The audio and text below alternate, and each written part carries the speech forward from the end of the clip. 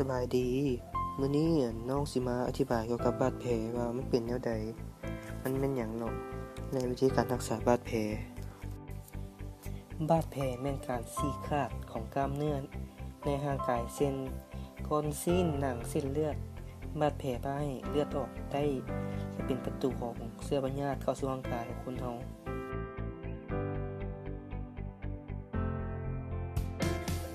บาดแผลที่เกิดจากของมีคมต่างๆได้แก่มีดผ้าพาสเตอร์หรือง่าวต่างๆบาดแผลนี้เมื่อเกิดขึ้นจะมีเลือดไหลออกมาโลดเพราะว่าเส้นเลือดถูกตัดขาดเราจะรู้ได้ว่าบาดแผลที่ของมีคมเราสังเกตโดยเบิ่งตามปากบาดว่ามันเสมอกันหรือเพียงกัน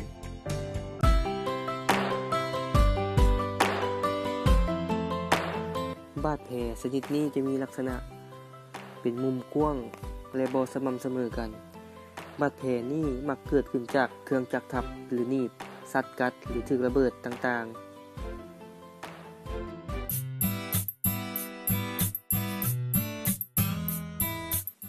บาดแผลนี้เกิดขึ้นจากการถูไถ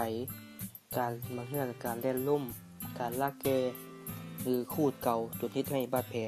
ลอกหรือถลอกได้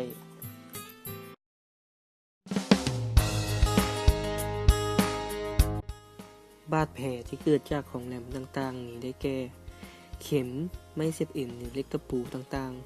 ๆบาดแผลชนิดนี้อาจเข้าลึกหลาย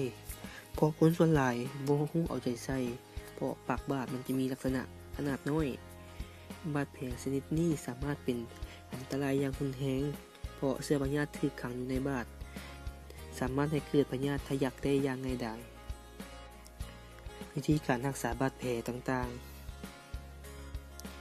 1. เราต้องล้างมือให้สะอาดด้วยสบู่หรือน้ำที่สะอาด 2. ล้างบาดแผลด้วยน้ำสะอาดและสบู่ 4. ถ้าบาดแผลสำคัญถ้าบาดแผลกว้างหรือใหญ่มีน้ำซึมให้พันด้วยผ้าปกบาดแผลถ้าหากว่าบาดแผลนั้นไข้แดงร้อนเจ็บหรือเป็นหนองเราแนะนำให้คนเจ็บไปห้องหมอสุดท้ายนี้ก็จบเพียงเท่านี้เนาะขอบใจสำหรับการรับชม